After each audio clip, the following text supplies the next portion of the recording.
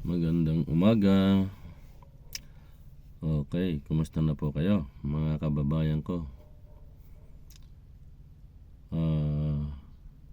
Ang vlog natin ngayon ay ang topic natin tungkol sa aking karanasan nung nasa serbisyo pa ako.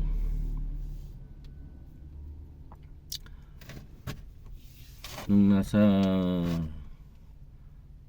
Malacanang pa ako, nagjo-duty ako, meron akong nakilalang isang dating media photographer. Nasa edad na 60 plus na yun eh. Naging magkakilala kami sa parting, hindi ko lang alam, Sambales yata yun. Nakailang beses siyang pumupunta sa Malacanang at dinadalaw niya ako. Humihingi siya ng tulong, binibigyan ko naman ng perang pamasahe niya pauwi. Tapos minsan may isang iningi niya sa akin, yung pinakita niya sa akin yung sapatos niya, talagang sira na. Kinuha ko yung aking lumang sapatos at binigay ko sa kanya. Tuwan-tuwa siya. Mga ilang buwan na bumalik ulit siya, dinalaw niya ako at binigyan ko ulit siya ng pamasahe niya. Itong dating photographer na ito, pinakita niya sa akin yung picture niya, ay talagang kilala siya nung araw. Nakalimutan ko lang pangalan niya. Sabi niya sa akin, "Sard, gusto kong tulungan ka para ma-promote ka." Aba, bakit? Paanong paraan? Sabi niya. Kasi mabait daw ako, tinutulungan ko siya. Gusto raw daw niyang ako yung ma-promote. Sabi niya, may mga kakilala siyang mga matatandang NPA sa Sambales na gustong sumuko. Sabi niya sa akin, para ma-promote ka, sa iyo ko isusuko yung mga NPA na gustong magbalik loob sa pamahalaan. Ganun ba? Sabi ko.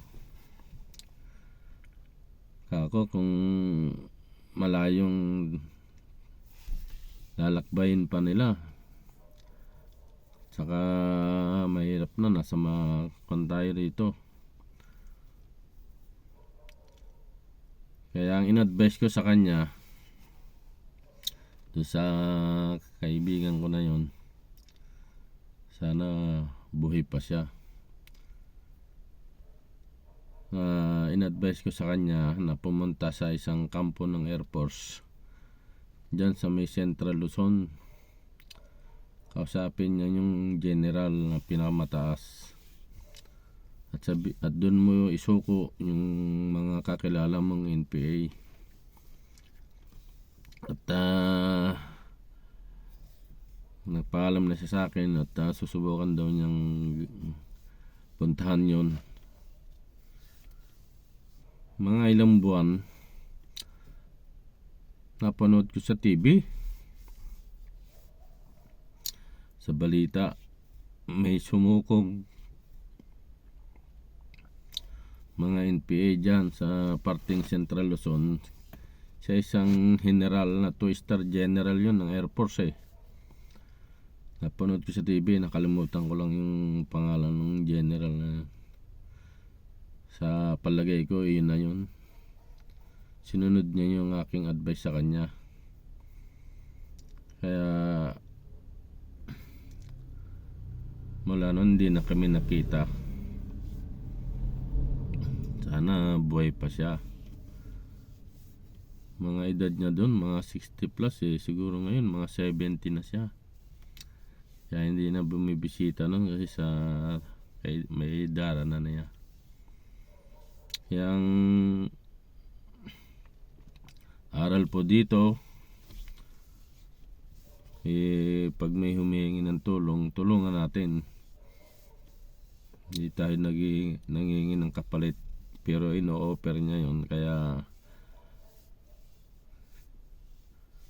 isinadjust ko na lang sa kanya dahil mas malapit sa lugar na yun. Kaya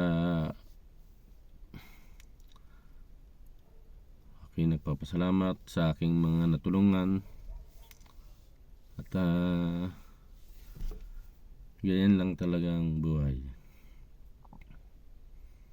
Kapag tumutulong ka,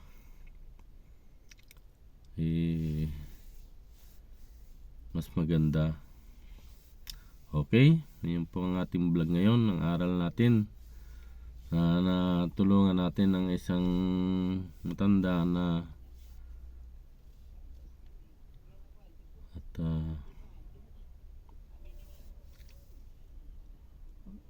sana gayahin ninyo yung mga taong tumutulong. Magandang umaga at marami po salamat. Mabuhay po tayong lahat.